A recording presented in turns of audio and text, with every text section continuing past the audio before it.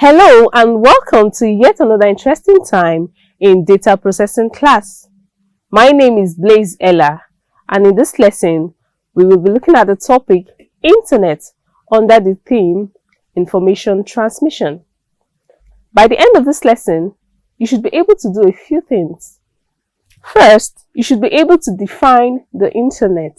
Secondly, you should be able to identify Internet browsers. Thirdly, you should be able to mention benefits of the Internet.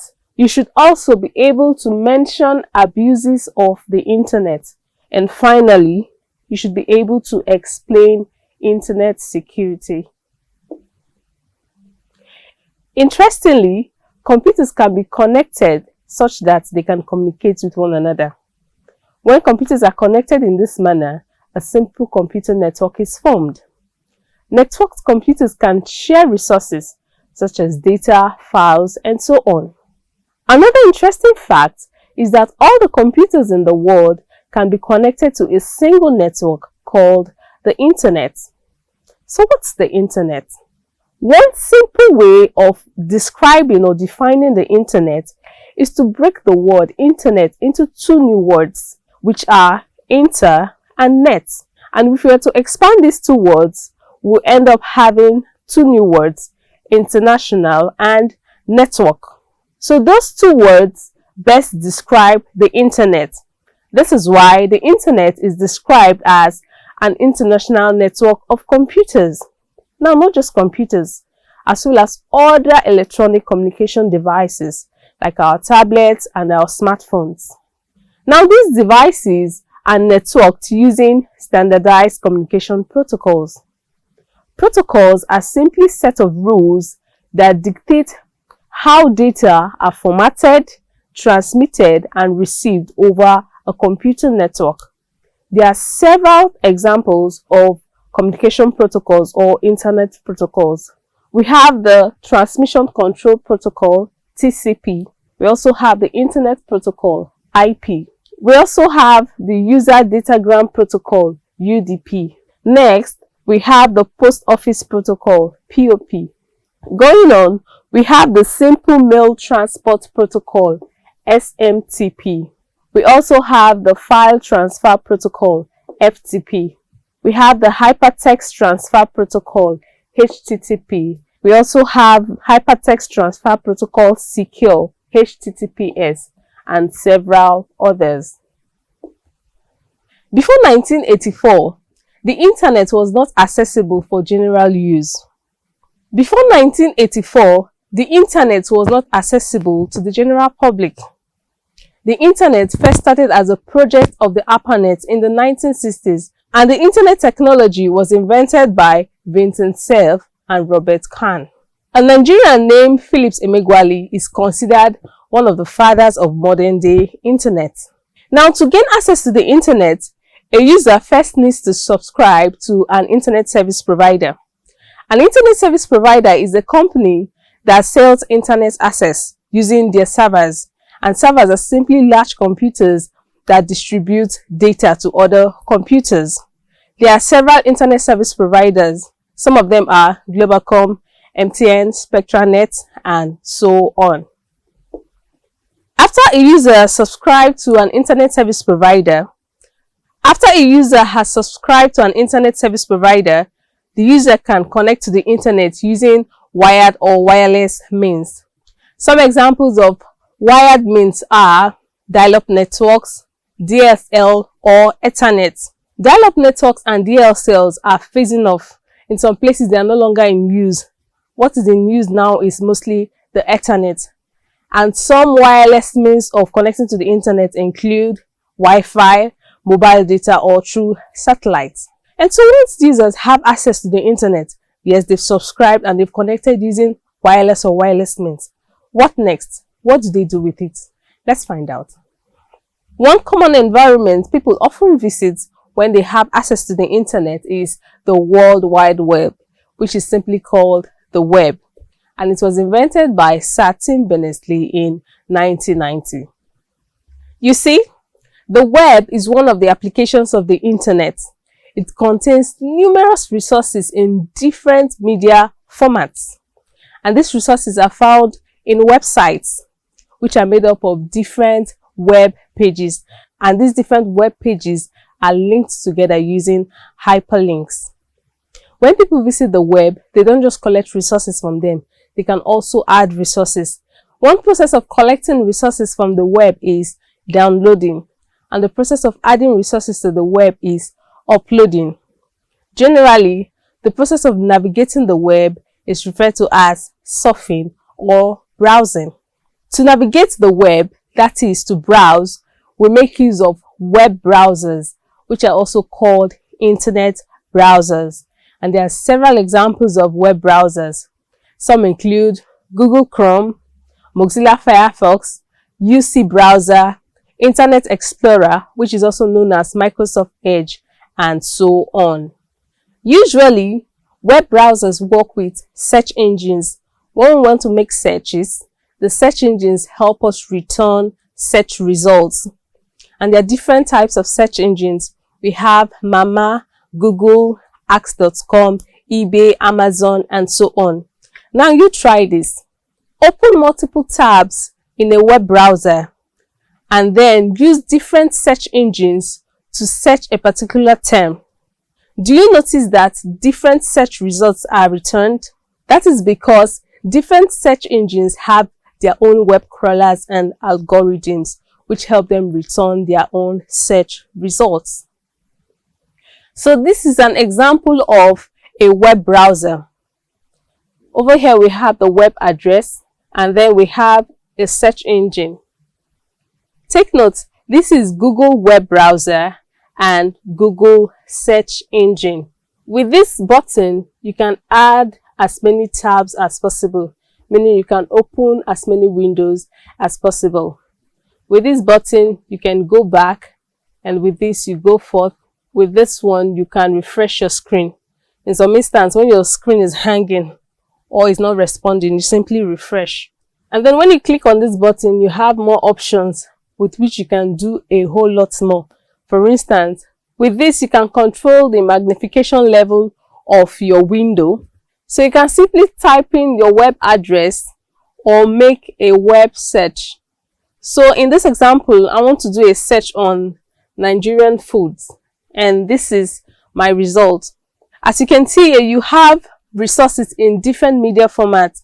You have images, videos, maps, books, flights, and then you have your pictures. You can select a GIF, a HD picture, and so on. So you can play around by clicking on the different buttons on your web browsers to see their functions.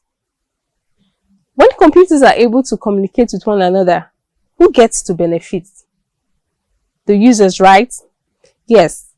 The users of such computers get to enjoy several benefits. Now, these benefits cut across different sectors of society. Education is benefiting, oil and gas, politics, and so on. And so the users of the internet get to enjoy great benefits. Some of these benefits include faster and cheaper access to information. With the internet, people are able to disseminate information quickly. People are able to conduct researches.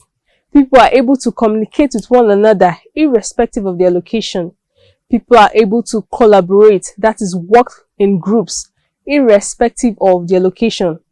People are able to learn from videos, from pictures, from the different resources available on the web. People are able to get entertainment. They can conduct and manage their businesses. These are some benefits of the internet. I'm sure you will agree with me that these are great benefits.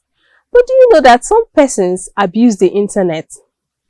And by abuse, I mean they use the internet in improper ways. Some ways people abuse the internet is through cybercrime, cyberbullying, pornography, and spam. Cybercrime is the use of the internet to commit criminal activities. For example, distribution of malware. Cyberbullying is the use of the internet to bully and intimidate people. For pornography, people use the internet to view and distribute nudity content. And then for spam, people use the internet to send unwanted, unsolicited messages to people's emails. These are just some ways people abuse the internet. Now, saying that there are so many benefits associated with using the internet, and then there are also different consequences that can be experienced when people abuse the internet, it is important that we ensure internet security. So what is internet security? Internet security refers to steps taken to ensure that computers connected to the internet are safe from malicious attacks. There are several examples of malicious attacks, that is, malware attacks. Some include virus attack, phishing, hacking, ransomware, and so on. So how do we guard against these different attacks? Let's find out. 1. You need to make use of antivirus software, which can help you detect as well as delete computer viruses. 2. You need to be mindful of the links you click and the websites you visit. On the web address, take note of the HTTP and the HTTPS protocol. The HTTPS protocol has more security features than the plain HTTP. Number 3, make use of strong passwords. Passwords that are made up of symbols, numbers, and letters. But make sure you remember your password so that you can easily access your account. Number 4, ensure that the firewall of your computer is turned on. If you go to Windows Defender, you'll be able to tell if your firewall is turned on or off. Firewalls help prevent unauthorized access to an internet network. Number 5, always update your software. Number 6, ensure you only connect to secure networks. Be mindful of free Wi-Fi. Number 7, be mindful of personal information you release when you're online, because people can use those personal information to manipulate you. And finally, number 8, ensure you back up your information. At this point, we've come to the end of this lesson. But before we leave, let's have a quick summary. First, we learned that the internet is an international network of computers. It is the largest computer network in the world. Next, we learned that people can connect to the internet through wired or wireless means. Going on, we learned that access to the internet gives us access to the World Wide Web. We also learned that the web can be accessed using web browsers. And some examples of web browsers are Internet Explorer, which is now known as Microsoft Edge, Mozilla Firefox, Google Chrome, SeaMonkey, and so on. In addition, we learned that internet abuse refers to the improper use of the internet. Some abuses of the internet include cybercrime, cyberbullying, pornography, and spam. Going on, we learned that internet security refers to the steps taken to ensure that computers connected to the internet are safe from malicious attacks. And finally, we learned that some of these steps include using antivirus software, enabling the firewall of the computer, backing up information, and so on. At this point, let's try out some exercises. Question 1. What does www stand for? A. World Web Wide. B. World Wide Web. C. Whole World Wide. D. World Wide Web.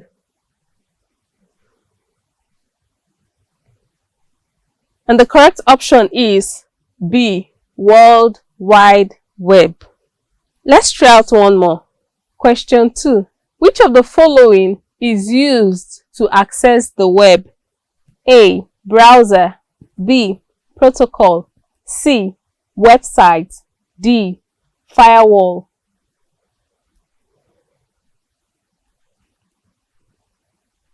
And the correct option is A. a browser. And that's all I have for you in this lesson. Hope you had a great time. Till we meet in our next lesson. Bye-bye.